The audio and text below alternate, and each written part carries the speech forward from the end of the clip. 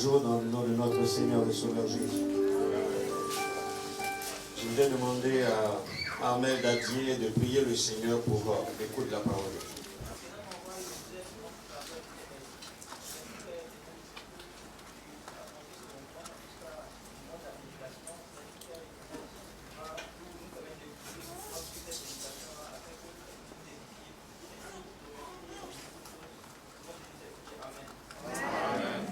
Alléluia. Amen. Gloire au Seigneur. Amen. Nous bénissons le Seigneur pour son amour et sa grâce qui nous environne et nous a permis durant toute la semaine d'être sous sa garde, sa conduite. Et c'est lui qui nous permet d'être ce matin ici présent pour le louer et le glorifier. Nous commencerons une série d'études. Lorsque j'aurai à intervenir, parce que notre objectif sera d'amener les uns et les autres à pouvoir servir véritablement le Seigneur. Nous fixerons plusieurs objectifs dans ce sens que nous voulons aussi apporter, si je peux dire, m'exprimer ainsi, un recyclage au niveau des anciens et des diacres, mais aussi susciter de nouvelles vocations dans l'Église à plusieurs responsabilités pour que chacun s'engage véritablement à servir le Seigneur. L'Église du Seigneur est un lieu de service et Dieu nous appelle à le servir. Et c'est ce qui doit marquer donc la vie de chaque chrétien lorsqu'il se convertit. Comme nous disions en semaine à l'étude biblique, lorsque Dieu choisit quelqu'un et le sauve, c'est-à-dire l'élit, c'est-à-dire il arrive à l'élire et le sauve, il l'amène, c'est parce qu'il a un projet et cette personne a quelque chose à accomplir dans son projet. Dieu ne sauve pas en vain. Il ne sélectionne pas quelqu'un pour le sauver en vain. Il sauve quelqu'un pour une mission à accomplir. C'est ainsi donc que nous amènerons les uns et les autres à une telle compréhension. Je voudrais donc que nous puissions faire plusieurs lectures. Notre première lecture va se situer dans Exode, le chapitre 18, dans l'Ancien Testament. Exode, chapitre 18. Notre deuxième lecture se situera dans Actes, le chapitre 6. Et notre troisième lecture se situera dans Tite, chapitre 1, et le verset 5.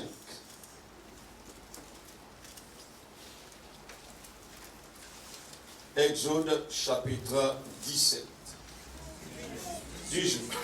Ok, vous suivez alors.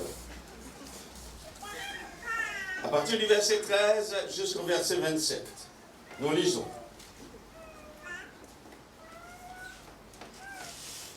Le lendemain, Moïse s'assit pour juger le peuple, et le peuple se tint devant lui, depuis le matin jusqu'au soir. Le beau-père de Moïse vit tout ce qu'il faisait pour le peuple, et il dit, « Que fais-tu là avec ce peuple? Pourquoi sièges-tu seul? Et tout le peuple se tient devant toi depuis le matin jusqu'au soir. » Moïse répondit à son beau-père, « C'est que le peuple vient à moi pour consulter Dieu. Quand ils ont quelque chose à faire, ils viennent à moi, et je prononce entre eux. Et je fais connaître les ordonnances de Dieu et ses lois. » Le beau-père de Moïse lui dit, « Ce que tu fais n'est pas bien. Tu t'épuiseras toi-même et tu épuiseras ce peuple qui est avec toi. Car la chose est au-dessus de tes forces et tu ne pourras pas y suffire seul. Maintenant, écoute ma voix. Je vais te donner un conseil et que Dieu soit avec toi. Sois l'interprète du peuple auprès de Dieu et porte les affaires devant Dieu. Enseigne-leur les ordonnances et les lois et fais-leur connaître le chemin qu'ils doivent suivre et qu'ils doivent faire. Choisis parmi tout le peuple des hommes capables, craignant Dieu, des hommes intègres, ennemis de la cupidité, édifie-les sur eux comme chef de 1000, chef de 100, chef de 50 et chef de 10. Qu'ils jugent le peuple en tout temps, qu'ils portent devant toi toutes les affaires importantes et qu'ils prononcent eux-mêmes, qu'ils se prononcent eux-mêmes sur les petites choses. Allège ta charge et qu'ils la portent avec toi. Si tu fais cela et que Dieu te donne des ordres, tu pourras y suffire et tout ce peuple parviendra heureusement à sa destination. Moïse écouta la voix de son beau-père et fit tout ce qu'il avait dit. Moïse choisit des hommes capables parmi tout Israël et il les établit chefs du peuple, chefs de 1000, chefs de 100, chefs de 50, chefs de 10. Il jugea le peuple en tout temps. Il portait devant Moïse les affaires difficiles et ils prononçaient eux-mêmes sur toutes les petites causes. Moïse laissa partir son beau-père et Jéthro s'en alla dans son pays. Amen. Amen. Nous lisons Actes des Apôtres, le chapitre 6.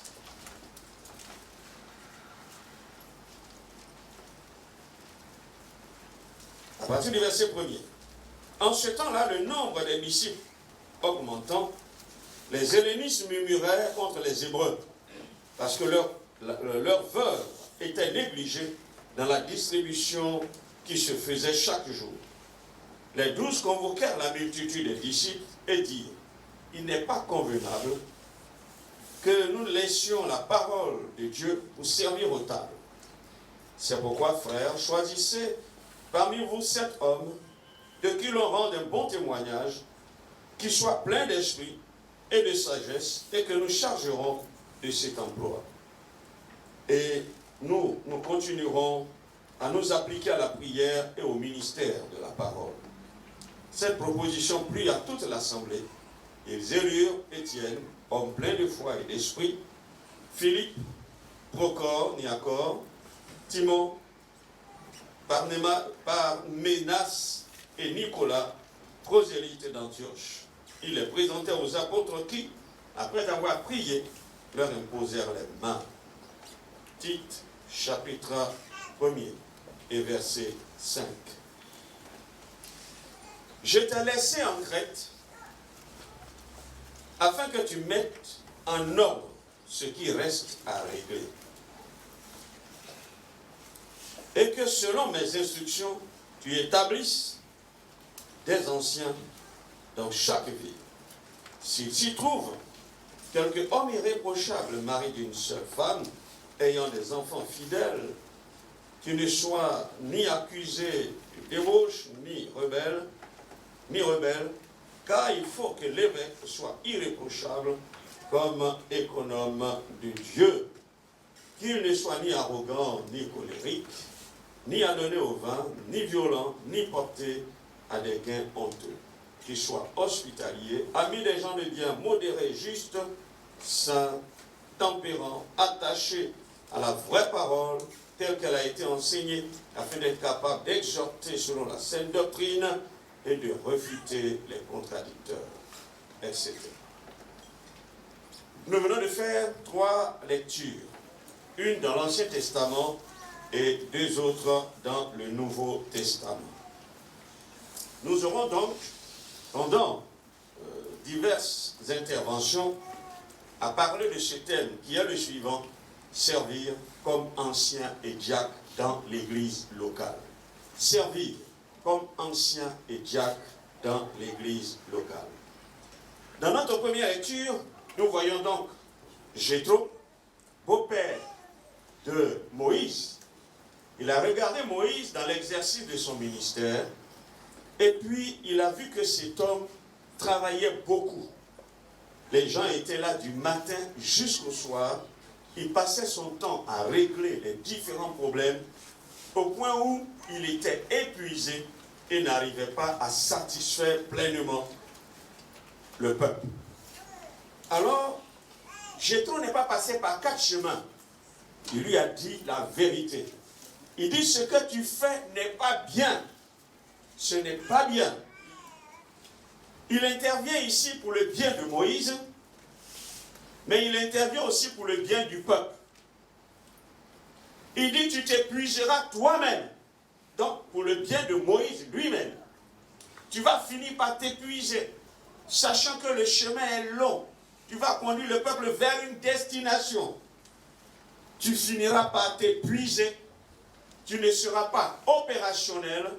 Tu seras émoussé.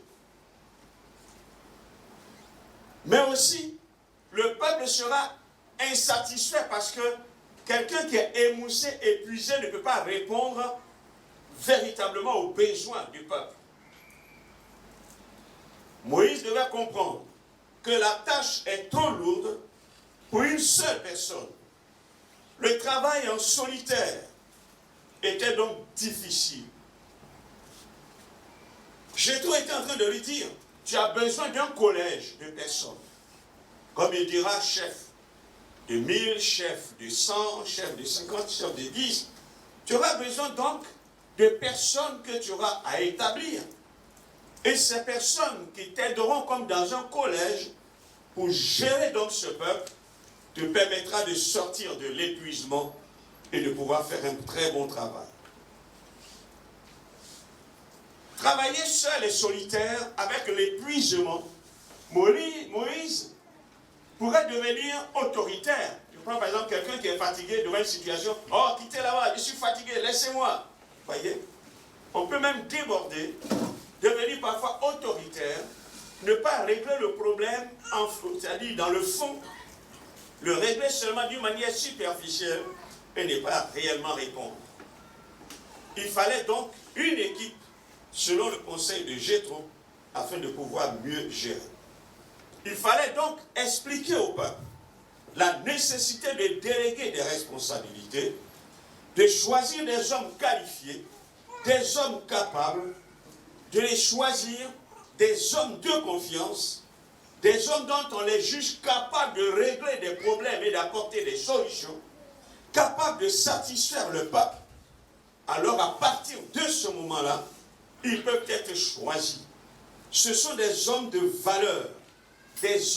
valeur à choisir et à établir afin qu'ils puissent pouvoir satisfaire le peuple et donner du repos à Moïse.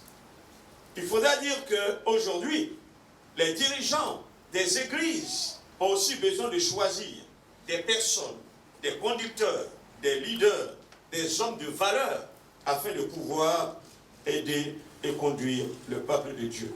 Voyons même le cas de Jésus. Lorsque Jésus vient dans ce monde, dans Marc du moins chapitre 3, le verset 13 au verset 14, lorsqu'il est venu, il a appelé du monde. Ceux qu'il a appelés qui sont venus, il va en choisir pour les établir, les avoir avec lui et ensuite les envoyer. Nous voyons donc que Jésus est le formateur par excellence. Lui, il va alors choisir. Pourquoi? Lui, le Fils de Dieu, n'aurait-il pas pu servir sans qu'il n'y ait d'homme à côté de lui? Il était la parole faite chair. Il était le Dieu vivant et vrai. Il pouvait aller de lieu en lieu faisant du bien. Mais pourquoi avait-il besoin alors d'une équipe? Pourquoi avait-il besoin d'hommes pour travailler avec lui? Mais nous voyons ici, dans Marc chapitre 3, verset 13, il choisit des hommes, il pour les avoir d'abord avec lui. Ils avaient besoin d'abord de comprendre la vision du ministère. Ils avaient besoin de comprendre qui est celui-même qui les appelle. Ils avaient besoin de passer du temps avec Dieu, loin des bruits, loin de tout ce qui pourrait les distraire. Ils avaient besoin d'être à ses côtés. Parce qu'il les appelait, c'est vrai, c'était pour servir, mais il les appelait pour qu'ils soient d'abord avec lui.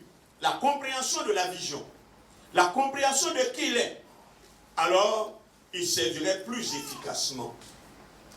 Jésus avait donc besoin que ces hommes soient d'abord, je dis bien d'abord, avec lui. Il les a menés à quelque chose de très important. Pour comprendre que tout leader doit d'abord être avec Dieu avant d'accomplir la mission. Il doit d'abord avoir une communion spirituelle, une vie de consécration, un attachement véritable avec Dieu avant d'aller servir. Lorsque vous lisez Luc chapitre 6, le verset 12 au verset 16, il est dit ceci, il va prier pour eux. D'abord lui-même, il va prier avant de les choisir. Il va prier. S'il est vrai qu'il a choisi des gens pour être avec lui, mais au début, il avait besoin d'une direction de la part de Dieu. Il ne faut pas choisir quiconque. Il ne faut pas choisir n'importe qui. Il faudrait que ce soit des gens qui soient en mesure de répondre aux besoins, comme on a vu dans le choix de Moïse. Conseil lui a été apporté par Jéthro. Ensuite, vous verrez que Jésus, il va enseigner donc ces disciples-là avec lui dans la marche qu'il va avoir avec eux. Quand vous lisez Jean chapitre 13, verset 17, vous verrez que Jésus va prendre son temps pour leur expliquer des paraboles. Il va prendre du temps pour leur faire comprendre les choses de la vie dans ces expressions à travers des illustrations. C'était nécessaire avant qu'il ne puisse les envoyer. Ensuite, il va leur assigner des tâches spécifiques. Vous verrez même que plus tard, il va les envoyer deux par deux pour comme faire des exercices en leur donnant des tâches, des missions. Matthieu 28, verset 18 au verset 20, on voit à la fin où il dira « Allez par tout le monde et prêchez la bonne nouvelle ». Ensuite, vous verrez que même dans tout le parcours, Jésus aura aussi à les exhorter eux-mêmes. Il aura parfois à les reprendre pour montrer leur faiblesse, leur manque de foi. Mais toutes ces choses, c'était pour préparer les hommes à une mission qui allait être capitale et essentielle. Il leur apprend non seulement à regarder la mission, mais il les apprend aussi à regarder entre eux que ceux, vous qui deviez servir, vous êtes des frères.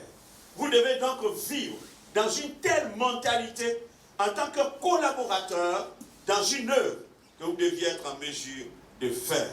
Il faut donc apprendre à reprendre soin le frère, apprendre à pardonner aux frères, apprendre à travailler en équipe. Jésus donc, il leur apprenait à être des hommes qui répondent aux besoins. À répondre aux besoins. Lorsqu'il les envoie, il dit allez guérissez les malades, ressuscitez les morts, tout ça, c'était pour aller répondre à des besoins. Le but pour lequel le Seigneur choisit ses disciples, c'est aussi ça. Parce que lui allait partir, il leur confierait alors l'œuvre. Il serait en mesure de représenter dignement le Seigneur. En tant qu'apôtre, ils allaient être devant le besoin de l'Église, le besoin du monde entier, et dont ils devaient être capables de répondre. Nous voyons donc qu'une tâche à accomplir, que ce soit par Moïse ou par Jésus, il avait besoin d'une équipe de collaborateurs, des tâches déléguées, afin de pouvoir l'accomplir pleinement. Servir comme ancien diacre dans l'Église, il faut aussi comprendre ce qu'est l'Église locale, le lieu d'exercice du ministère. L'Église locale, c'est une assemblée d'êtres humains, mais êtres humains régénérés. Nous disons des êtres humains, et c'est ce qui va, plus tard, on le verra, forger le responsable qui va servir au milieu de ces gens. Parce qu'il va servir au milieu des hommes. C'est au milieu des hommes qu'il va servir. C'est pourquoi nous disons d'abord, l'Église locale est une assemblée d'êtres humains, mais régénérés, c'est-à-dire qui ont reçu une nouveauté de vie, la vie de Dieu par l'Esprit, ayant confessé Jésus comme leur Seigneur et Sauveur personnel, s'étant engagés personnellement les uns envers les autres pour le servir, ayant été appelés par Dieu dans un lieu, dans un temps précis, afin de constituer une organisation visible appelée Église locale. Je reprends. Ce sont des gens qui sont engagés personnellement l'un envers l'autre, parce que dans l'Église locale, on a une responsabilité vis-à-vis de l'autre. On est inter-indépendant. Du moins, excusez-moi, on est interdépendant. Interdépendant, pas indépendant, mais interdépendant. Parce que je dépends de l'autre, l'autre dépend de moi. Comme on a vu le dimanche, nous sommes un corps. Et chacun des membres du corps dépend de l'autre. Alors donc, nous sommes retrouvés dans l'église locale, mais chacun dépendant de l'autre. Mais en plus, nous sommes appelés à servir Dieu. C'est un appel. On verra cela aussi devant. Un appel à servir Dieu. Mais dans un lieu précis. Parce qu'il y a plusieurs lieux. Si nous nous sommes retrouvés dans un lieu précis, c'est parce que Dieu nous a donné cet appel pour nous retrouver dans un lieu. Mais dans un temps précis. Et c'est toutes ces personnes-là qui sont dans le lieu précis. Servir le Seigneur dans le lieu, dans le temps. Ce sont ceux-là qui forment l'église locale. C'est-à-dire nous tous ici rassemblés. Nous sommes ici dans un lieu précis. Nous avons été appelés chacun là où il était pour venir ici. C'est un appel de Dieu à venir ici. À servir Dieu, où? Ici. Dans un lieu où? Au plateau. Dans un temps précis, comme le temps dans lequel nous sommes en train de vivre. Et c'est nous qui sommes l'église locale. Si dans 2 ans, dans 5 ans, dans 10 ans, vous n'êtes plus ici, vous ne faites plus partie de l'église locale. Mais c'est ceux qui sont là, qui fréquentent l'église, qui participent à la vie de l'église, qui exécutent la volonté de Dieu, en ce temps précis, ce sont eux qui forment l'église. Donc l'église locale est liée à un lieu géographique. Les membres ont des responsables humains, c'est-à-dire des gens qui les dirigent, responsables de département, anciens diacres, pasteurs et tout cela. L'église locale, c'est l'aspect visible de l'église universelle. Quand on parle de l'église universelle, c'est l'ensemble des rachetés en Christ, en tout lieu, en tout temps. C'est-à-dire ceux qui sont aux États-Unis, ceux qui sont en Allemagne, ceux qui sont partout. Nous formons tous l'église, tous ceux qui ont cru. Mais on ne les voit pas, on ne voit pas tout le monde. Et même ceux qui sont morts, ils font partie de l'église. Mais cette église spirituelle, mais la visible, attends, c'est nous qui sommes là. Donc l'église locale est l'expression de l'église universelle. Si vous n'êtes pas membre de l'église locale, alors vous n'êtes pas membre de l'église universelle. Nous concluons donc pour dire ceci, que l'église constitue le rassemblement de tout ce que Dieu a appelé, il a mis à part pour lui, en vue d'une mission. Si nous avons été mis à part ici au plateau, que nous sommes là pour une mission. La première chose. La deuxième chose, l'église c'est l'assemblée que Dieu a appelée, mise à part, pour gérer les affaires du royaume de Dieu. Le royaume de Dieu, il est spirituel. Alors s'il est spirituel, et que l'église se réunit, c'est que le royaume de Dieu, il est au milieu de nous. Alors les affaires du royaume de Dieu, c'est l'église qui gère ses affaires. Personne ne peut aller dans le royaume de Dieu. Mais quelqu'un peut se convertir. Et le Christ, qui est le roi des rois, est dans l'église. Alors il revient à vous et moi, ici, de gérer les affaires qui concernent le royaume de Dieu. L'église, on pourrait dire que c'est la salle. Une salle où l'on vient.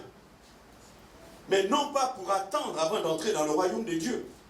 Mais je dirais que c'est un laboratoire. Un laboratoire de gouverneurs pour changer les nations. Suivez-moi bien. L'église, c'est une salle. Pas une salle d'attente pour le royaume de Dieu. Dans une salle d'attente, quand on va chez le médecin, j'attends que mon tour arrive et que je rentre. Sinon, je suis assis là, j'attends. L'église, ce n'est pas une salle d'attente pour aller dans le royaume de Dieu. Où chacun vient, il est là, il attend. Non. L'église, c'est un laboratoire. Où lorsque chacun vient, puisqu'il se doit d'expérimenter le Seigneur, de vivre la vie de Dieu, de servir le Seigneur, il est comme dans un laboratoire. Mais un laboratoire pour influencer les nations, pour influencer la vie des hommes. C'est ça l'église. Donc si nous sommes membres de l'église, nous sommes tous comme dans ce laboratoire, chacun est en train de travailler, est en train de mettre en œuvre, non seulement la vie de Christ, de faire des expériences avec l'Esprit de Dieu, en vue de pouvoir influencer le monde entier. Il est important donc que nous connaissions le lieu d'exercice du ministère des anciens et diacres, l'Église locale. Essayons donc de voir. Comprenons aussi la notion du service et du ministère pour l'exercer. Si on ne sait pas ce que c'est que le service, comment servir Dieu? Si on ne sait pas ce que c'est que le ministère, comment servir Dieu? Servir Dieu, c'est quoi? Servir Dieu, c'est se mettre à sa disposition, à la disposition de Dieu, s'engager dans son œuvre. C'est comme on dit à Dieu, me voici, je me mets à ta disposition, ce que tu veux faire avec moi, fais avec moi, utilise-moi, emploie-moi, me voici. Et c'est ce que Jésus a fait dans Ésaïe chapitre 6. Qui enverrai-je? Il dit, me voici, envoie-moi. Il s'est rendu disponible dans les mains de Dieu, il s'est mis à la disposition de Dieu pour venir accomplir le plan du salut. Il est donc venu servir son Père. Servir Dieu, c'est aussi servir les desseins de Dieu, c'est-à-dire les projets de Dieu. Tout ce qu'il a planifié d'exécuter dans notre génération. Comme vous lisez Actes chapitre 13, verset 36, il est dit que David a servi Dieu dans sa propre génération. Il est dit, après avoir, dans sa propre génération, été au service de la volonté de Dieu, David est mort. C'est-à-dire, dans sa génération, il a été au service de la volonté de Dieu. Qu'est-ce que Dieu voulait faire dans sa génération?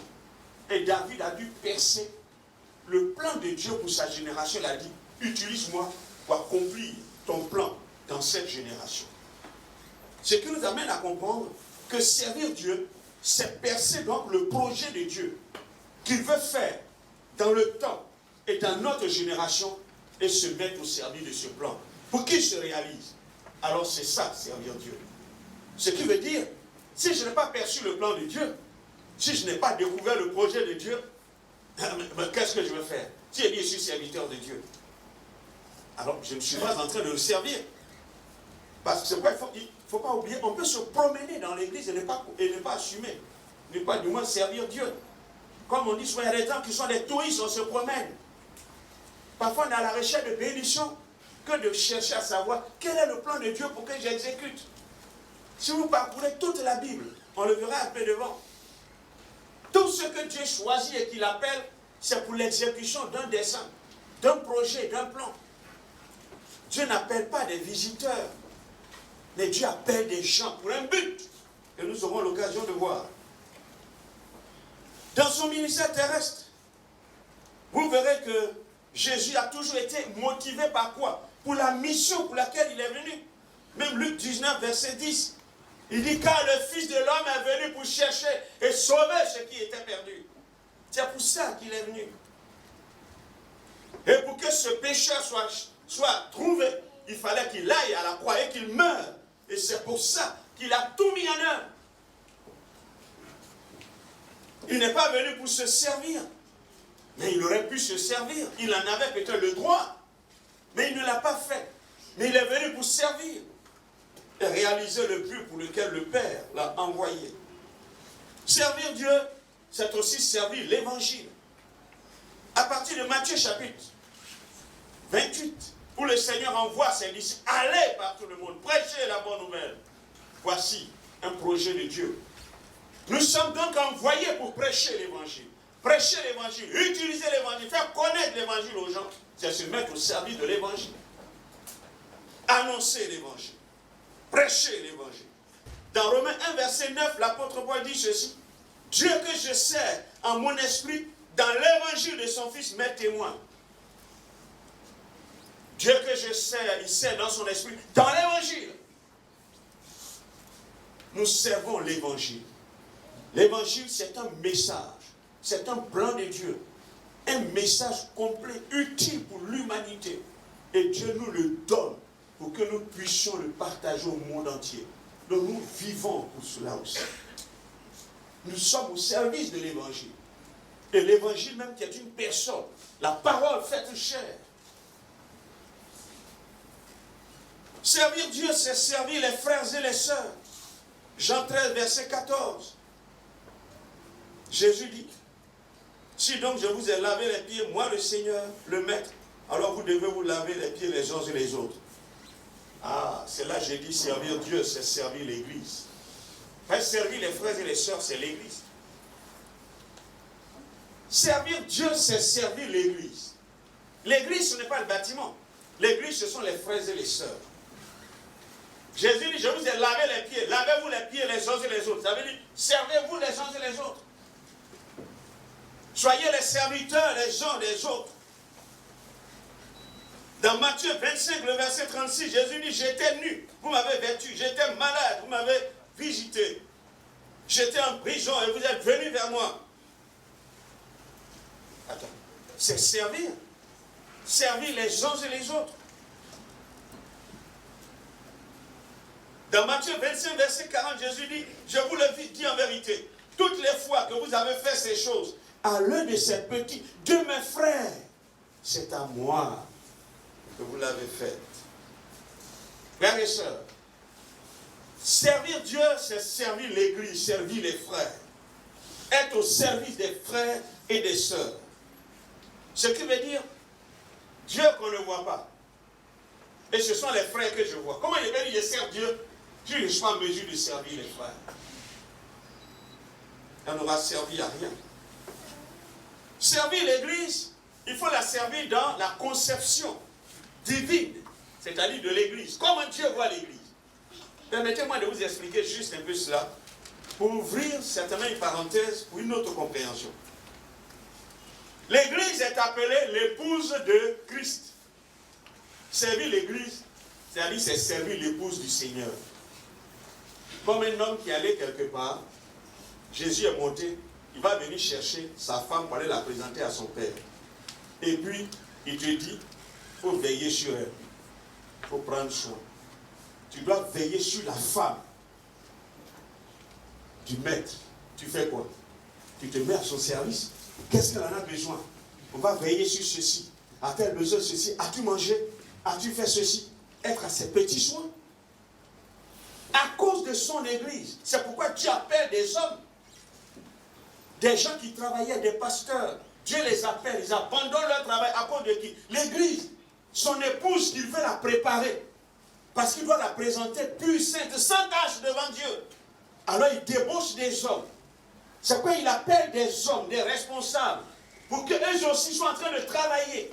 Pour que l'épouse, tous ces petits soins soient répondus, qu'elle soit préparée, pour qu'ils viennent la chercher. Une église glorieuse. Parce qu'une église glorieuse, ce n'est pas une seule personne qui s'en occupe. Des gens qui sont là et qui, chacun accomplissant sa petite tâche pour être au petit soin de l'église. D'où notre responsabilité. L'église est aussi appelée le troupeau de Dieu. Par rapport à l'épouse, vous pouvez lire Ephésiens 5, verset 25 au verset 27, verset 32, etc. L'église est comparée à un troupeau. Quand vous prenez Acte 20, le verset 28, là le Seigneur dit ceci: prenez garde au troupeau sur lequel vous avez été établis. L'église est comparée à un troupeau. Vous savez, le berger en Israël, ce n'est pas comme chez nous ici.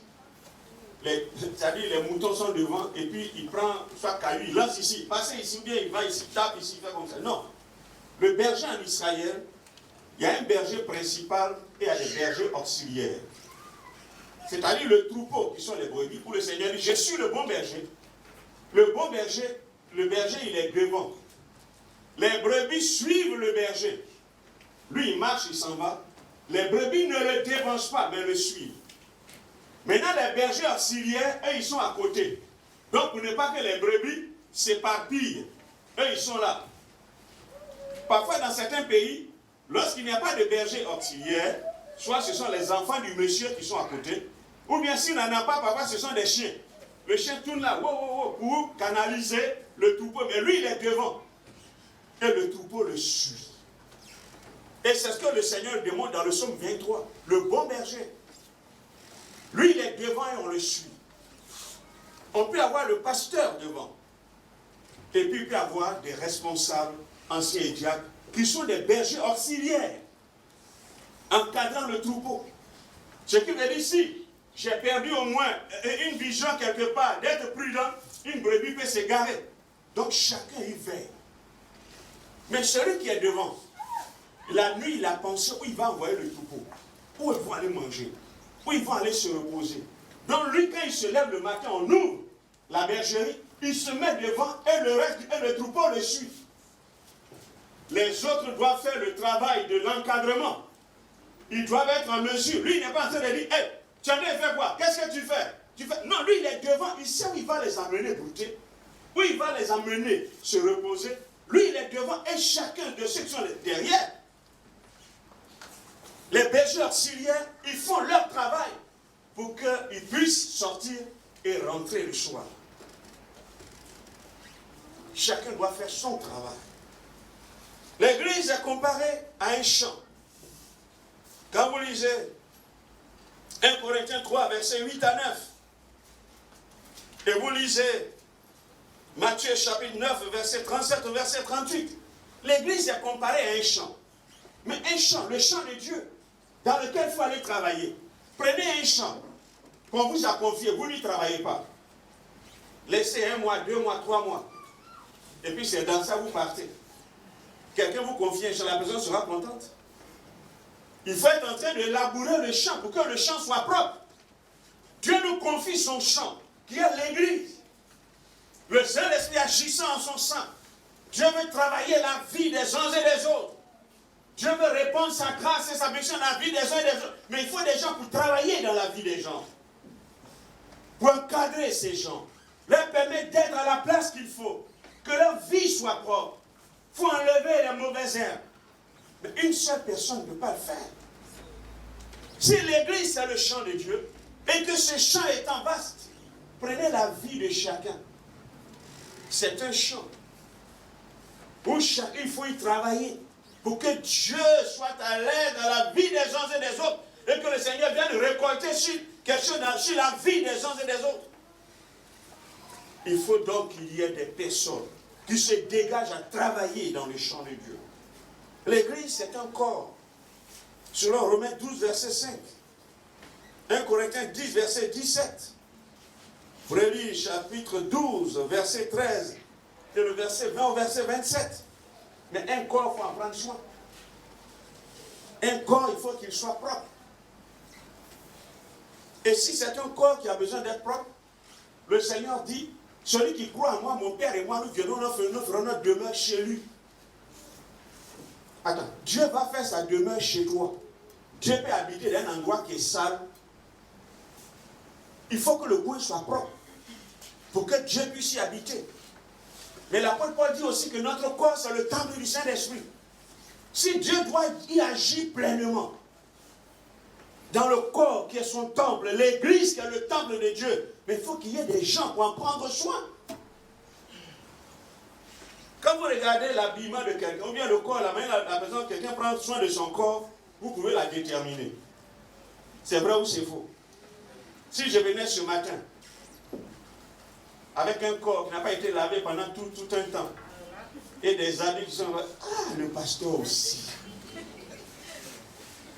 Et puis on va dire, est-ce que sa femme n'est pas à la maison? On lui a même pas dit ça. Il n'y a même pas ses enfants qui ont fait des remarques. On va commencer à voir tous ceux qui sont encore autour. Il vit comment? Frères et sœurs, l'église, c'est le corps de Christ. Elle est l'expression même de la vie du Christ. Comme il a dit ce matin. On voit Jésus à travers le corps, son corps, qui est l'église. Mais il faut des gens pour en prendre soin. L'église, c'est la famille de Dieu. Pour une famille, mais là, il n'y a plus de responsabilité. Demandez à mon frère, mais est-ce qu'on a besoin de lui dire, donne l'argent de popote? On a besoin de lui dire, il y a telle chose qu'il faut payer, il y a telle chose qu'il faut faire. Mais en tant que responsable, il y a telle chose qu'il faut faire. Il anticipe même des choses. Il essaie de voir qu'est-ce qu'il faut faire. Parce qu'il est responsable de famille. il est responsable de sa famille. Demandez à chacun, c'est quelqu'un qui vit à la maison et qui sait qu'il est membre d'une famille, qu'il a une responsabilité. Il y a des choses qu'il se doit de faire. De le supplier. Si on doit te supplier, c'est que ton affiliation à cette famille pose problème. Ou bien il y a déjà problème dans cette famille. C'est pourquoi même mon affiliation pose problème. Si je ne me considère pas comme membre de la famille, c'est parce qu'il y a un problème que je ne me considère pas. Sinon, si je me considère, j'ai, c'est vrai, des privilèges, mais j'ai aussi ma responsabilité. Or, chacun de nous a été introduit dans la famille éternelle de Dieu. Et si je suis membre de la famille, et que je suis responsable de famille, d'une famille, qu'est-ce que je fais? Je n'habille pas mes enfants. Ils vont à l'école, ils n'ont pas de livres. Tout le monde a faim à la maison, je m'en fous. Je claque la porte, je sors. Moi, je vais au restaurant, moi, ça, je mange. Je suis un responsable de famille. Or, la Bible dit que nous sommes membres de la famille éternelle de Dieu. Si on doit prendre soin de la famille de Dieu, qu'est-ce qu'il faut faire? Tous ceux que nous voyons ici sont membres de cette famille. Et Dieu nous a établis responsables pour prendre soin d'un membre de cette famille. Parce qu'elle compte pour Dieu. Si elle ne compte pas pour moi, mais elle compte pour Dieu. Dieu sait pourquoi il l'a choisi. Dieu sait pourquoi il l'a sauvé. Et il l'a amené là. Ce n'est pas à moi d'avoir des préjugés. Dieu a jugé, malgré ce qu'il est, qu'il soit membre de sa famille. Mais moi, ce qu'il me demande, c'est d'en prendre soin. Parce que c'est un membre de sa famille. L'église, c'est un édifice. Un édifice, on le construit. Mais il faut déjà expérimenter pour construire une maison. D'abord même pour choisir le plan, poser la fondation, choisir les matériaux pour bâtir la maison. Attends. Il faut quand même quelqu'un d'expérience, un responsable. Alors, vous pensez que Dieu est en train de bâtir sa maison. L'église, c'est l'édifice de Dieu, la maison de Dieu. Attends. Il faudrait que les matériaux là, nous puissions alors aider le Seigneur, non seulement dans le choix des matériaux, mais dans l'agencement des matériaux. Pour que la maison soit agréable à Dieu. Quand on parlera de l'église du plateau, oh, l'église là-bas, oh non, ils ne sont même pas bien. Ouf, c'est qu'il y a un problème. C'est-à-dire que les matériaux qui composent l'église ne servent à rien. Si on doit parler de telle église, oh, ce sont les matériaux. Mais en tant que responsable, nous devons veiller à ce que chaque matériau soit à la hauteur de la bâtisse. Parce que la bâtisse, ce n'est pas pour moi. C'est la maison de Dieu. C'est l'édifice de Dieu. Il doit être construit avec les meilleurs matériaux. Il ne s'agit pas de saper le matériel. Je vous ai raconté ici une fois l'histoire de quelqu'un qui travaille avec un propriétaire, un responsable immobilier. Ils ont travaillé pendant près de 38 ans ensemble. Le monsieur était très âgé. Il lui a dit, bon, ils avaient eu un chantier. On va bâtir une maison témoin. Donc, tu me bâtis la maison pour que les gens puissent vraiment être intéressés à faire donc des choix. Et voici que le monsieur va construire sa maison. Mais cette maison-là, il a bâti, donc c'est une belle maison. Quand vous la regardez, non. Les gens viennent, on les fait visiter et tout ça. Les gens ont commencé à commander plein de maisons, à réserver. Et c'est là il va appeler le monsieur pour lui dire, j'ai travaillé 38 ans avec toi. 38 ans, tu m'as rendu de loyaux services. Tu as été un serviceur très fidèle. Alors cette maison, je veux te la donner. C'est un don que je te fais, mon épouse et moi, pour tous les services que tu nous as rendus. Le monsieur s'est mis à pleurer. Il a pleuré. Il pleure, ça ne s'arrête pas. Oh, mais le monsieur dit, oh mon frère, beaucoup de courage, ça va aller. C'est ça des pleurs de joie, c'est comme ça qu'on a compris. Des pleurs de joie, oh, vraiment que Dieu te bénisse. Mes félicitations. Vraiment, tu as reçu une meilleure maison, c'est ce qui te revient. Prends-la, etc. Les autres amis et les autres travailleurs viennent. Mais nos félicitations, ah c'est bien. Et ils pensaient à eux aussi, qu'un jour on leur fasse au moins tel don. Le monsieur pleure, ça ne finit pas. Il va s'asseoir, il pleure. Et c'est là, il va appeler quelqu'un pour lui dire, je ne savais pas que ça allait être comme ça. En fait, il a triché. Chez lesquels il a travaillé, il n'a pas fait le dosage comme il le fallait. Les fers qu'il fallait même pour mettre dedans dans le béton, il n'a pas utilisé les fers qu'il fallait. En fait, il a fait un faux boulot. Même la fondation n'a pas respecté tout ce qu'il fallait. Il se rend compte que la maison qu'on lui a donnée, ça ne va même pas durer. La maison va s'écrouler. En fait, il regrette. Si j'avais utilisé les meilleurs matériaux pour le faire, si j'avais, il ne savait pas que c'est sa propre maison qu'il construisait. Frères et sœurs, notre bénédiction parfois dépend de la construction de la maison de Dieu, de l'agencement, de l'utilisation des uns et des autres pour bâtir. Ce que nous bâtissons, c'est la maison de Dieu. Et nous-mêmes, nous sommes dans cette maison. Donc ne la bâtissons pas n'importe comment. Essayons donc de comprendre maintenant le ministère. Que signifie le mot ministère? Un ministère est défini comme un service. Comme un service. Et il peut être expliqué par 5 sens complémentaires et qui se réfèrent au travail. Donc un ministère, si on s'en tient compte aux 5 sens qui se réfèrent au travail, donc un ministère, c'est vrai que c'est un service, mais c'est un travail.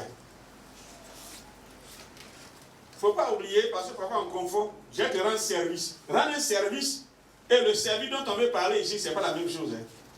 Rendre service à quelqu'un, bon, il a besoin de quelque chose, je lui ai donné, ou bien il avait une situation, là, un problème, puis bon, j'ai aidé à faire ça. Non. Ce n'est pas de ce service qu'il est question. Ici, il est question d'un travail qui nous est confié et que nous devions accomplir. Ainsi donc, essayons de voir différents mots, des mots grecs, avec leur signification et puis ce que cela peut signifier. Hein? Dans le concret. Le premier mot pour service, c'est le mot diaconia. On le voit dans Actes chapitre 6, le verset 2. Il s'agissait de servir aux tables. Il s'agit donc d'accomplir des services dans une assemblée. Un service accompli dans une assemblée peut être appelé ministère. C'est un travail. Servir aux tables, servir dans l'assemblée, tout ce que nous faisons, c'est un travail. Ce n'est pas du bénévolat. C'est un vrai travail qui compte pour Dieu. Parce que c'est un travail qui est fait, comme j'ai dit un peu plus dans la compréhension de l'Église, c'est pour son épouse que nous servons. C'est un temple que nous sommes en train de bâtir. Il faut tenir compte de tous ces éléments. Donc, c'est un travail qui est fait dans l'Église. Un service, mais qui est accompli aussi dans l'humilité. Le service en termes de diaconat, il est fait dans l'humilité. Ce n'est pas dans l'orgueil, ce n'est pas dans une fierté. Non, non, non. Il est accompli dans l'humilité. Le Seigneur nous a donné un modèle d'humilité. Alors, dans l'Église, nous servons le Seigneur dans l'humilité. Il n'est pas ici de position d'élévation, mais au contraire d'abaissement, de le faire, parce que c'est un service qui est aussi fait devant Dieu. Il est fait d'abaissement. Actes chapitre 20, verset 24. Le deuxième mot, pour expliquer le ministère en termes de service, c'est leiturgos. C'est un service représentatif. Romains chapitre 15, verset 16. En fait, c'est un service en public. De la même manière que dans l'Ancien Testament, le prêtre qui fait son service public, il vient servir au temple avec les sacrifices, tout ce qu'il vient faire. Mais en fait, c'est pour montrer ici que notre service n'est pas un service fait en cachette. C'est un service qui est fait devant tout le monde. Au moment où tu le fais, tu représentes toute l'Église.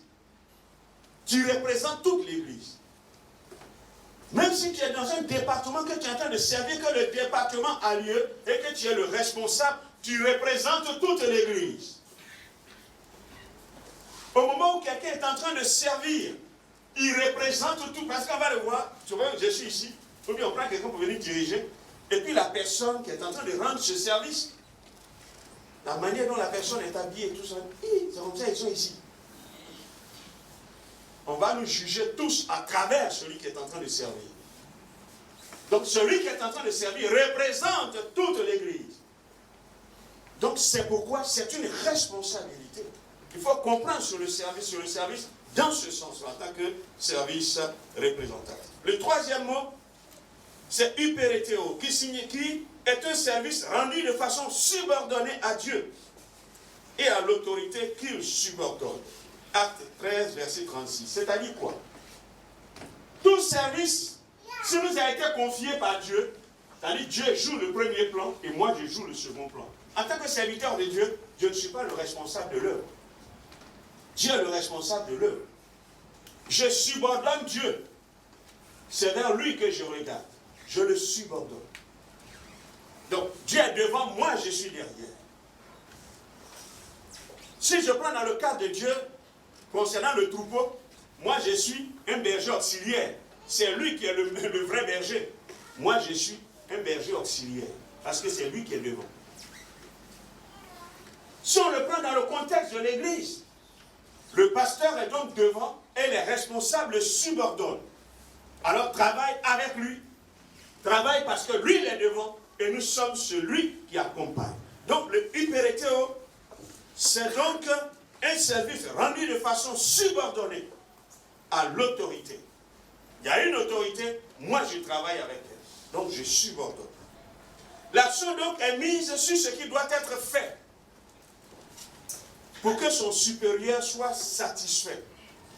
Si je subordonne l'autorité, qu'est-ce que je fais pour qu'il soit satisfait? Donc mon service, tout ce que je fais, c'est pour qu'il soit content. Vous comprenez donc? Un ancien, un diacre, un responsable se doit de travailler, de tout mettre en œuvre pour que l'autorité qu'il subordonne soit satisfaite et soit content. Le quatrième mot grec, c'est le mot poïmen. Poïmen qui signifie, ou bien qui fait allusion à un ministère qui incarne l'idée de paître le troupeau comme un berger. Ce qui veut dire, en tant que responsable, je suis là pour paître le troupeau. Paître, c'est conduire, diriger, orienter. Donc, le poïmen, celui qui exerce un ministère, il ne reste pas là. Et puis, ce sont les autres qui font le reste du travail. Non. Il est donc un conducteur. Or, pour conduire quelqu'un, il faut savoir où on va. Pour diriger des gens, il faut savoir où les mener, où les faire reposer. Donc, le service dans ce sens, le responsable, il conduit, il dirige, il oriente, en fait, il gouverne. Un responsable, un ancien ou un diacre, se doit alors d'être un poïmen. Diriger, orienter, gouverner, c'est cela. En fait, il a une vision pour la responsabilité qu'on lui a donnée. Le cinquième mot, c'est oikodomeo. Il signifie quoi? C'est un service qui incarne l'idée de construire. Un service qui incarne l'idée de construire comme un architecte. C'est dans ce sens que nous disons que le travail, du moins le ministère, est un travail d'édification.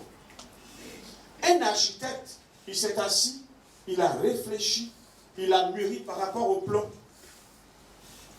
Et il sait que tel plan peut se réaliser dans tel lieu parce qu'il a fait aussi l'étude du terrain. Il y a tellement de choses qu'il a pu concevoir avant d'élaborer le plan pour dire que cette maison peut se construire là.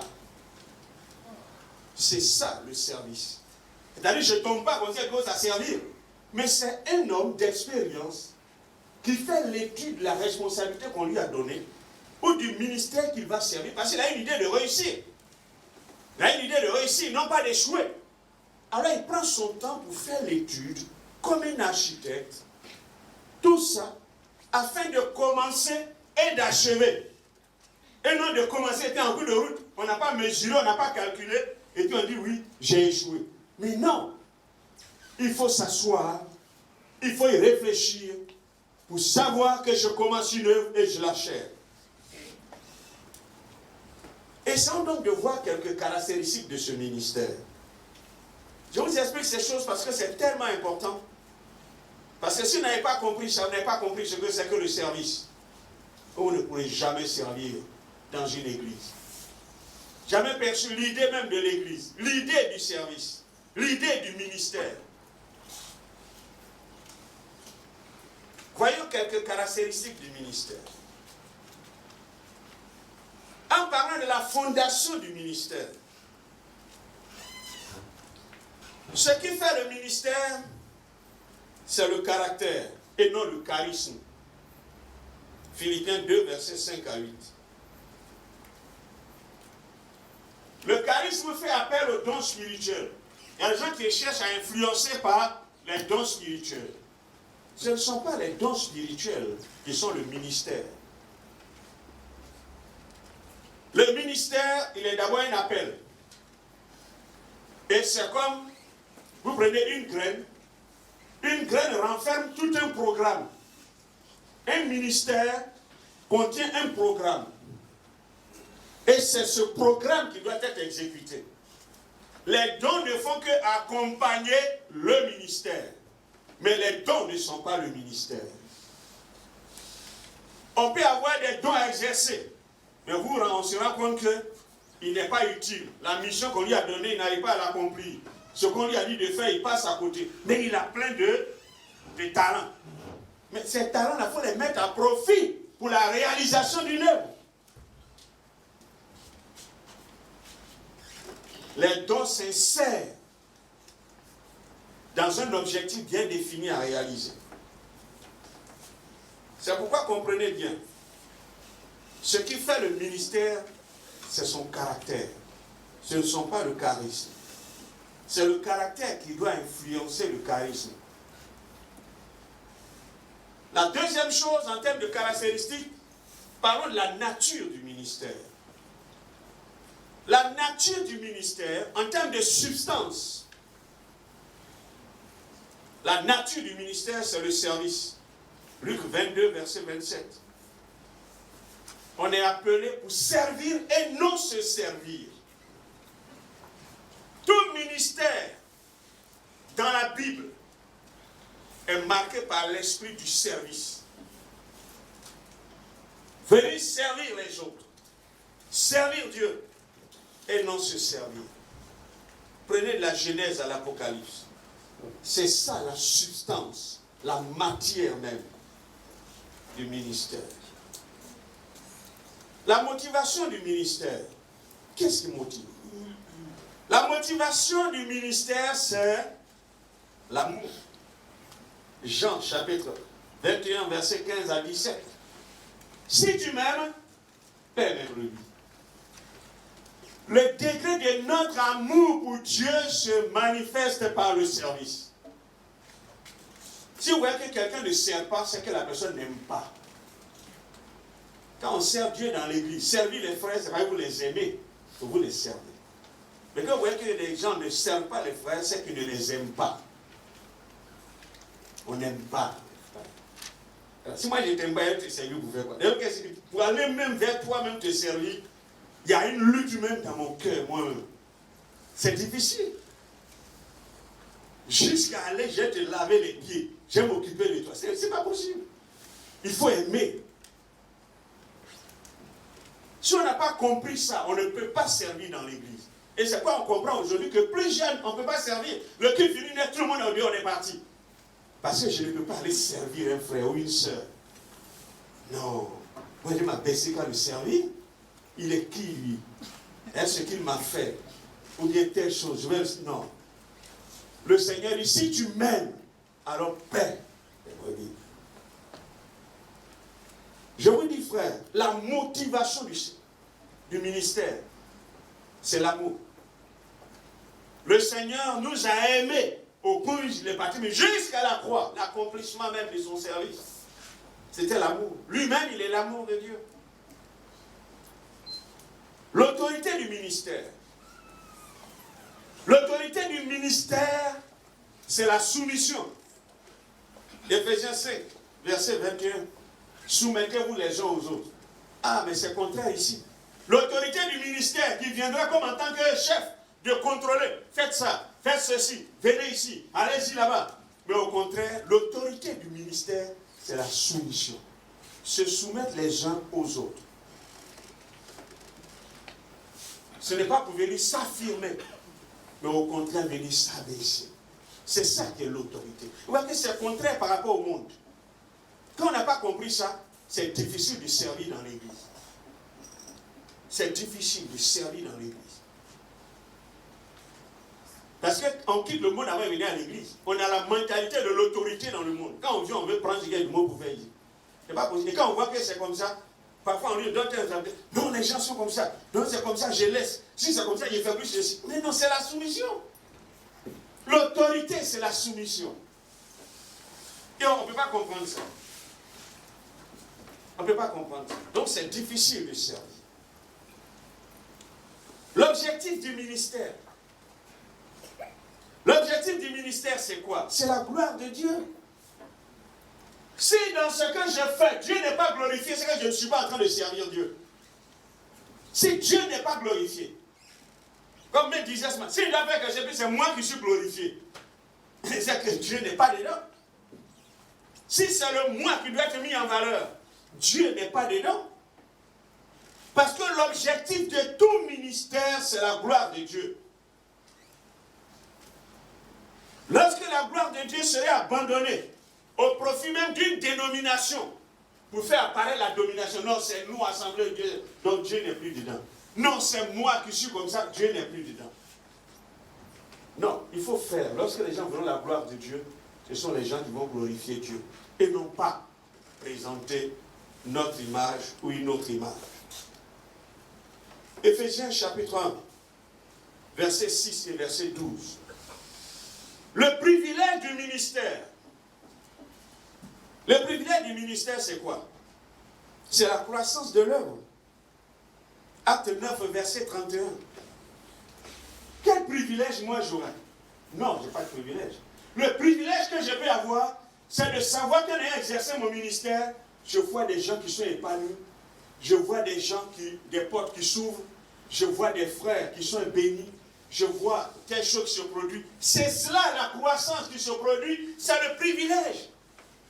C'est le privilège. Et non pas ce qu'on va venir m'offrir, ce que je vais avoir, non.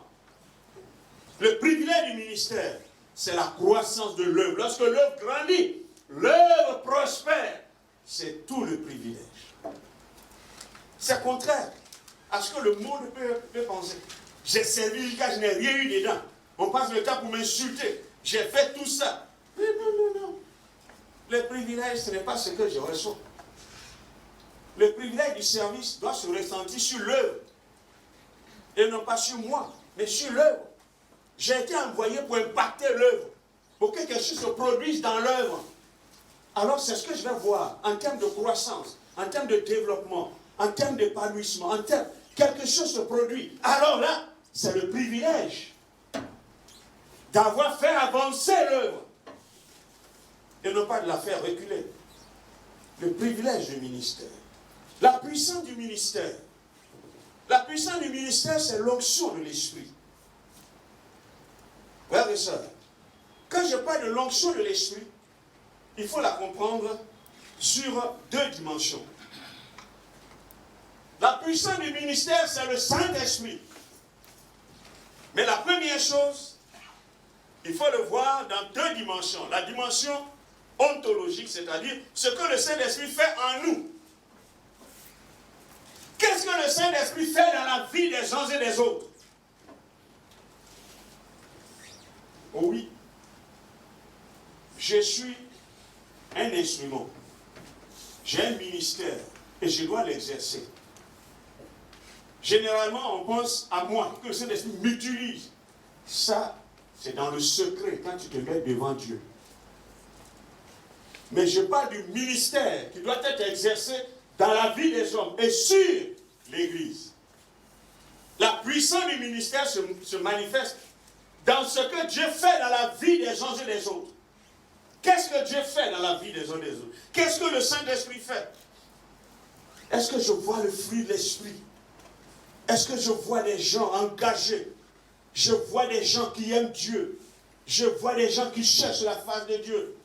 C'est cela ce que le Saint-Esprit fait dans la vie des hommes. C'est ça, la puissance du ministère. Contrairement à ce que ce soit moi que Dieu utilise pour faire des miracles.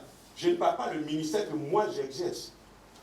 Mais je parle en tant que ministère exercé dans l'Église, exercé sur la tâche qu'on nous a donnée, le troupeau dont on a la charge, ce que Dieu fait en eux. D'abord, la première chose. La deuxième chose en termes d'expression de la puissance du ministère, c'est dans sa dimension fonctionnelle. Ce que Dieu fait à l'extérieur, ce que Dieu nous utilise à faire. Quand Dieu va utiliser ces gens-là, qu'est-ce qu'ils font? Non seulement il y a ce qu'il fait en eux en termes de fruits qu'on peut cueillir sur leur vie, mais ce que l'Esprit les a amenés à faire, ce qu'ils sont capables de traduire, c'est ce que moi j'ai communiqué et qu'ils sont capables de traduire à l'extérieur. La puissance du ministère, c'est ça. Ils traduisent quoi?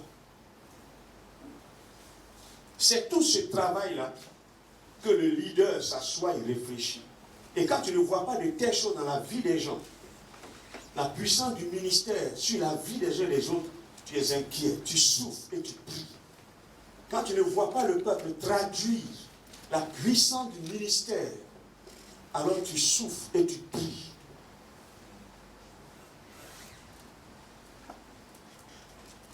Le modèle du ministère, Philippiens chapitre 3, versets 7 à 10.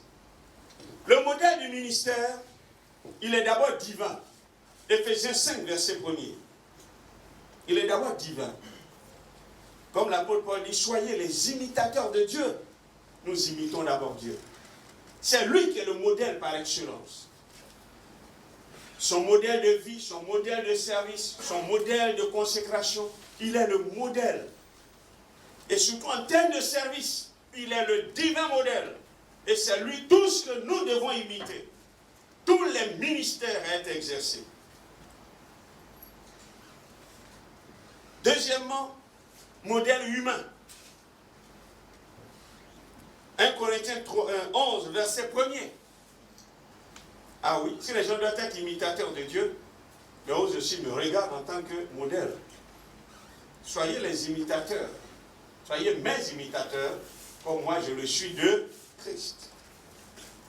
Le leader, à partir du moment où il est responsable, il doit comprendre qu'il vit aussi pour l'Église. Il vit là. Sa vie n'est plus une vie personnelle. Des gens le regardent. Il est désormais un modèle. On ne voit pas Jésus, mais on voit le responsable. On ne voit pas Jésus, mais on voit la responsable. Et parfois, ce qu'un responsable fait, ça choque plus. Quelqu'un dira ceci. Couper une herbe, elle tombe, elle ne fait pas de bruit. Mais couper un arbre, quand il tombe, il fait du bruit. Un responsable, quand il tombe, ça fait du bruit. Pourquoi?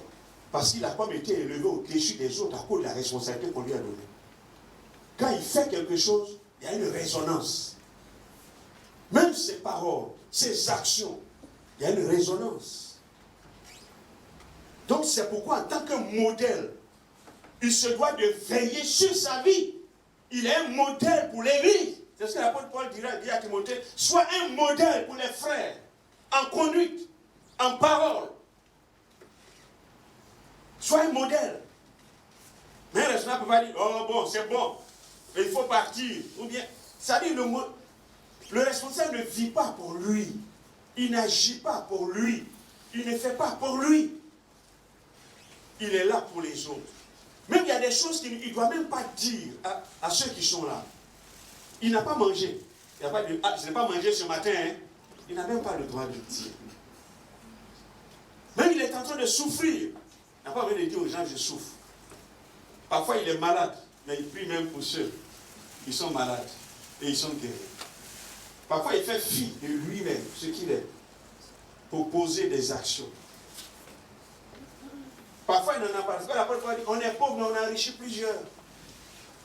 C'est ça le leader.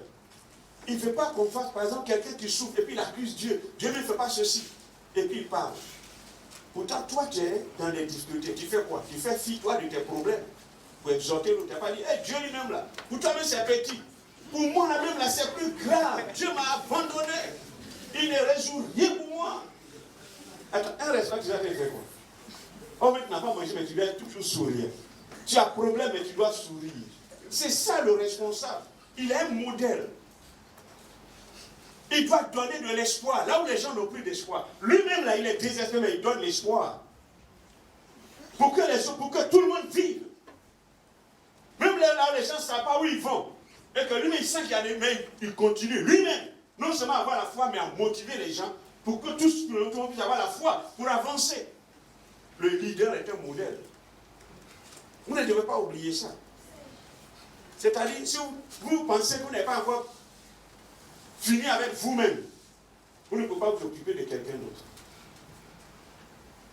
Mais si vous pensez que c'est vrai, vous n'êtes pas encore arrivé, mais au stade où vous êtes arrivé, vous prendre en charge, mais prendre en charge quelqu'un d'autre, pour l'accompagner, pour être quelqu'un responsable. On ne dit pas que Moïse n'avait pas de problème. Moïse en avait. Mais il avait la charge d'un peuple. Même lorsque Dieu a décidé de détruire le peuple, le modèle va faire quoi? Détruire-les. Moi-même, je suis là, utilise-moi. Non. Il a plaidé pour le peuple. Moïse ne voulait pas faillir à sa mission.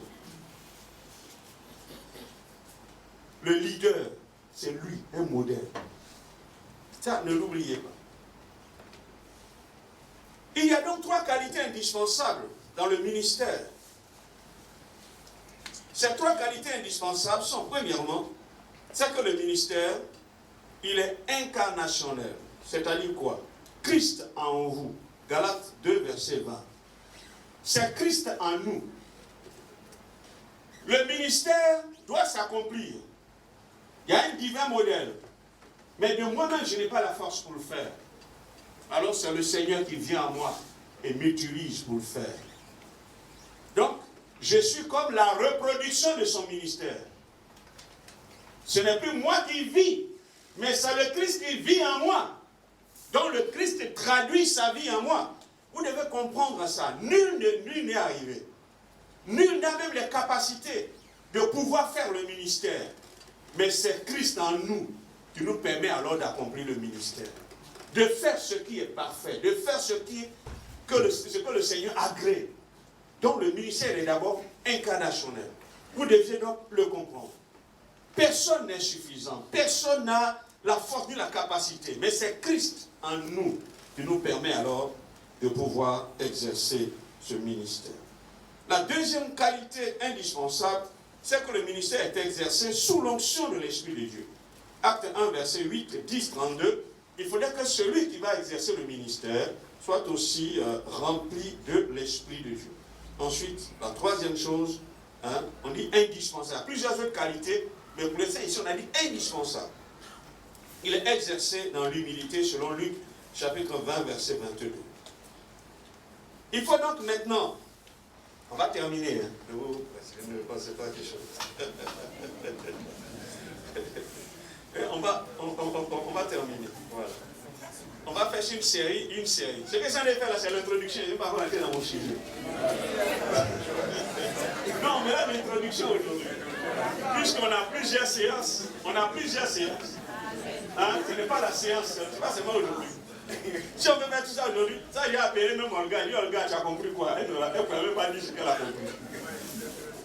Ouais. Hein?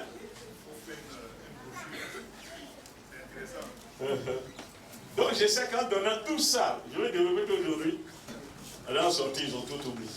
Hein? Donc ce qu'on est en train de faire, c'est seulement l'introduction. On va faire l'introduction. Voilà.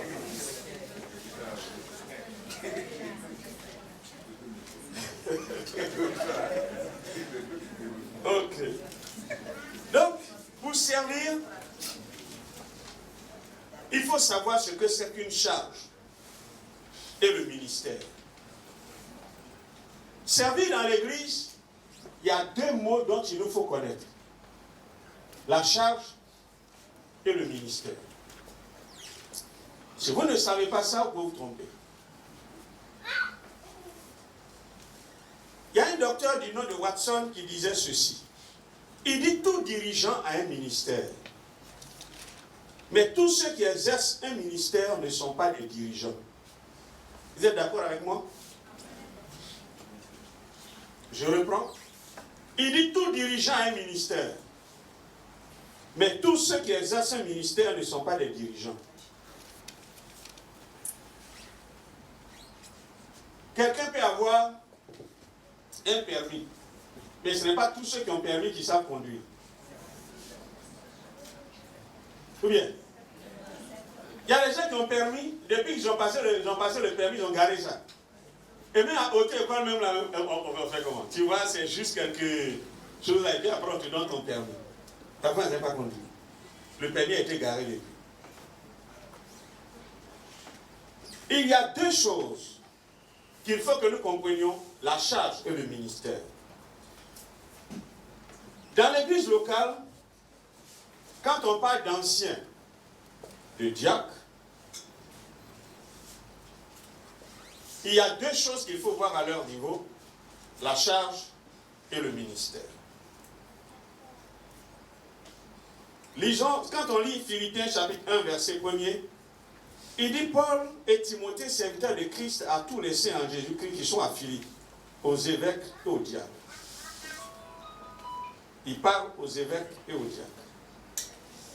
Ensuite, il dira, cette parole est certaine. Si quelqu'un aspire à une charge,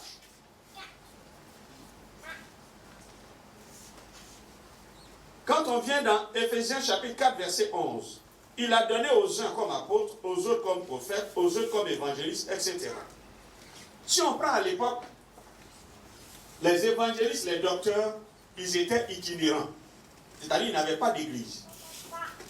Comme Paul envoyait les Timothée, les Tites, ils partaient dans les églises, ils étaient itinérants.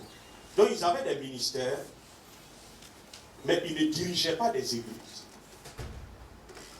Mais quand l'apôtre Pierre parlera, il dira ancien comme moi. Ça veut dire que Pierre, pour un temps, avait la gestion d'une église. Donc, il avait la charge d'une église. Si on prend à l'époque, ces ministères itinérants n'avaient pas de charge. Parce que la charge, c'est le fait d'être sous un fardeau, d'être sous un poids. Or, les ministères itinérants, ils vont juste pour un temps, comme les Tites et les Timothée, sont allés pour établir des anciens, établir des diacres, pour un temps, diriger, et puis après, ils vont ailleurs. Lorsqu'ils allaient dans des endroits, ils établissaient alors des dirigeants, c'est-à-dire locaux. On leur donnait donc la charge de gérer l'église, et puis les ministères plus tard revenaient, c'est-à-dire les ministères itinérants revenaient plus tard. Donc ceux qui avaient été choisis, qui étaient dans l'église, ils avaient reçu la charge. On les a mis sous un fardeau pour diriger l'église. Et les autres les visitent. Mais aujourd'hui, quand on prend les assemblées de Dieu, nous n'avons plus de ministères itinérants. Les ministères de Éphésiens chapitre 4, ils sont devenus des ministères, mais qui ont aussi la charge des églises. Mais en même temps, nous avons dans l'église d'autres ministères à qui nous leur confions des charges pour nous accompagner dans la gestion de l'église, anciens et diacres. Suivez-moi bien.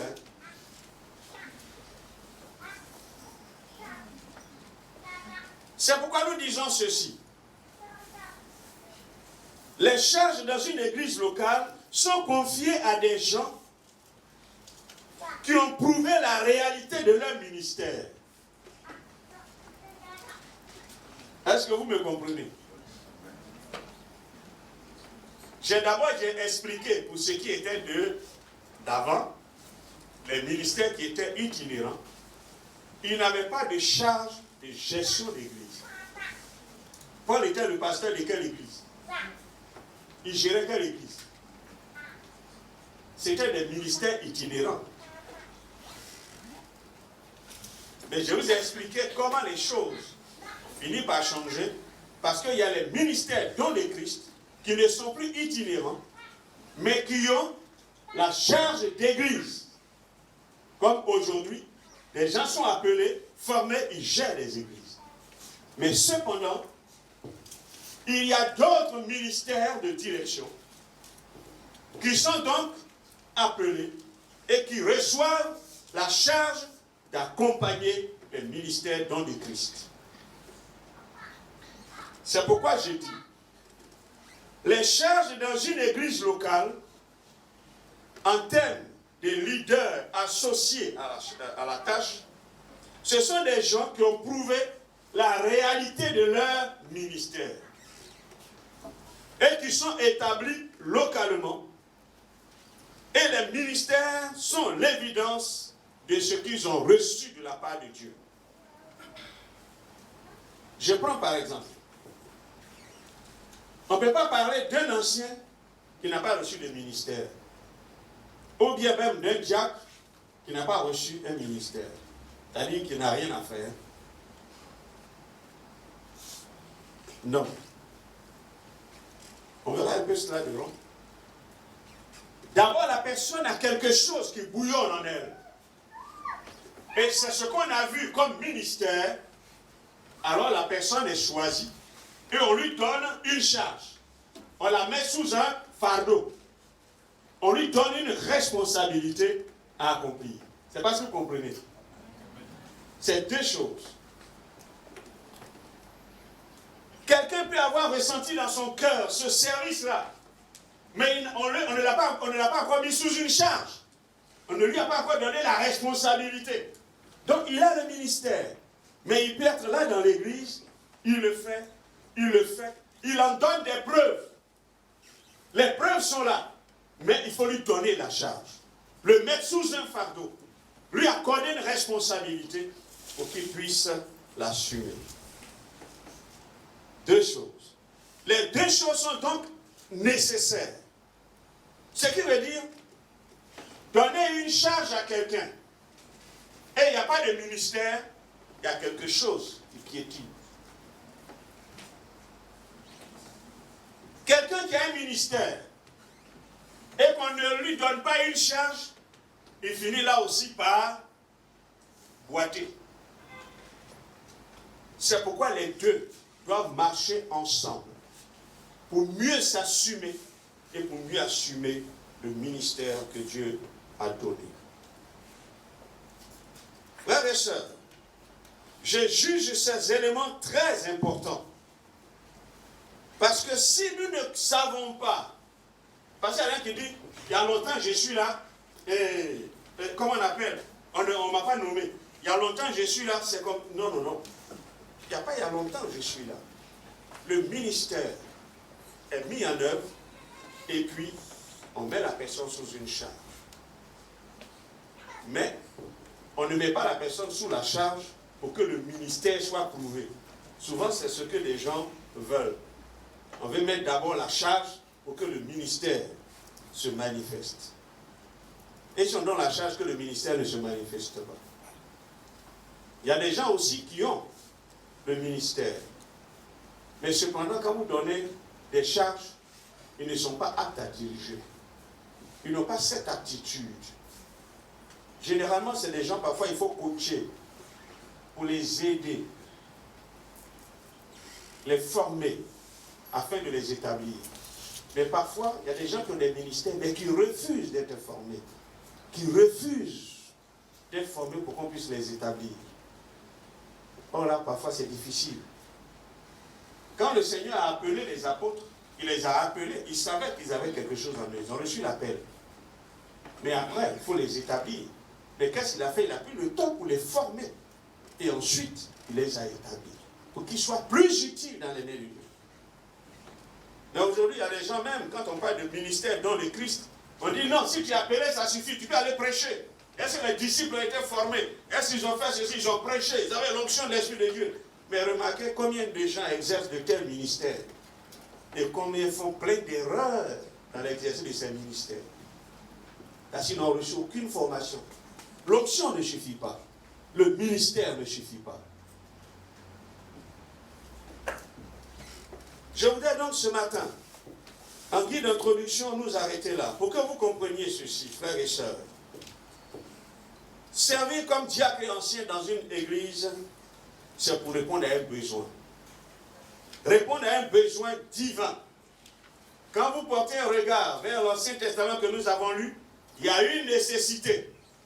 Et Dieu a dit, à travers Jéthro, choisis des personnes. Parce qu'il y a un besoin. Un besoin pour être utile. Un besoin pour donner du repos à Moïse.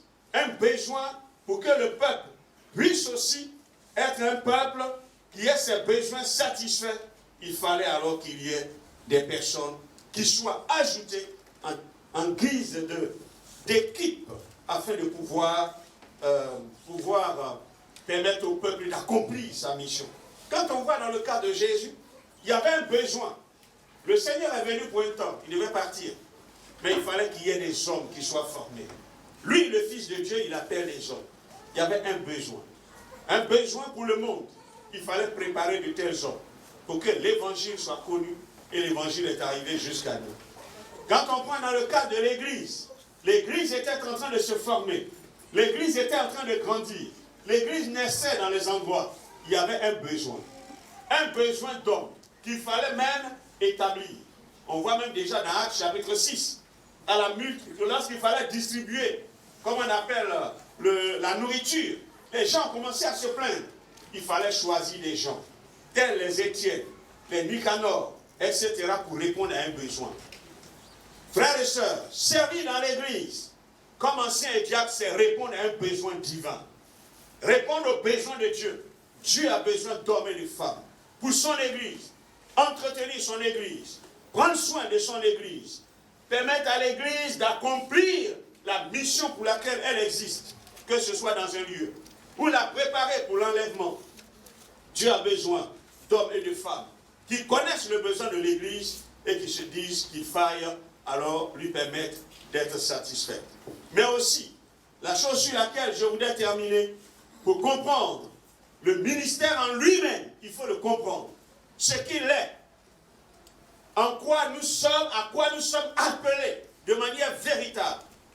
Nous sommes appelés à servir. Il faut comprendre le service en tant que tel. Si on n'a pas compris le service, on n'a pas compris le ministère auquel nous sommes appelés, nous serons en mesure de passer à côté. Or, tel n'est pas le but de Dieu. Le but de Dieu est que son Église puisse atteindre ses objectifs dans le monde. Que l'Église locale, là où elle se trouve, elle accomplisse sa mission. Que tous ceux qui fréquentent l'Église, que tous ceux qui y viennent, puissent avoir une écoute. Des gens qui sont en mesure de les aider. Pour que des vies soient bâties. Que le Saint-Esprit agisse pleinement dans la vie des uns et des autres. Et que chaque chrétien puisse porter le fruit escompté sur sa vie. Mais c'est dans le service conjugué des uns et des autres, des ministères à qui on a donné des charges. Et les ministères dons de Christ, c'est dans la conjugaison de tous ces ministères que l'Église ira de l'avant. Que Dieu donc nous bénisse et que Dieu nous aide, qu'il y ait de nouvelles vocations qui soient suscitées, qu'il y ait encore des anciens, des diacres, qui soient renouvelés dans leur service et leur ministère et portent les regards vers l'avant pour que l'Église du plateau atteigne ses objectifs. Amen. Amen. On va donc un moment se tenir debout, on va prier le Seigneur. Seigneur notre Dieu et Père, nous voulons te bénir et te glorifier. Nous voulons te célébrer pour ton amour et ta grâce infinie. Merci pour ce matin. Nous avons voulu venir en ta présence afin de pouvoir apporter quelques éclairages dans nos cœurs, dans nos vies, dans nos pensées, afin de te servir non seulement efficacement, mais pouvoir, oh notre Dieu, conduire ton Église dans la voie dans laquelle tu veux la mener dans ces temps qui sont les derniers, et surtout pour la commune dans laquelle nous sommes. Ton Église t'a coûté cher. Tu as abandonné la gloire qui t'était réservée et tu es venu pour le salut de l'humanité. Voici donc des hommes et des femmes dont tu as sauvé et mis en cet endroit. Nous voulons servir ton Église. Nous voulons servir l'Évangile. Nous voulons servir tes desseins. Nous voulons prendre soin de ton Église. Alors viens nous aider. Viens nous qualifier et permets-nous d'atteindre ces objectifs pour la seule gloire de ton nom. Merci Seigneur. Amen. Amen. Thank you, Jesus, for everything that you've done in my life. I just want to say thank you.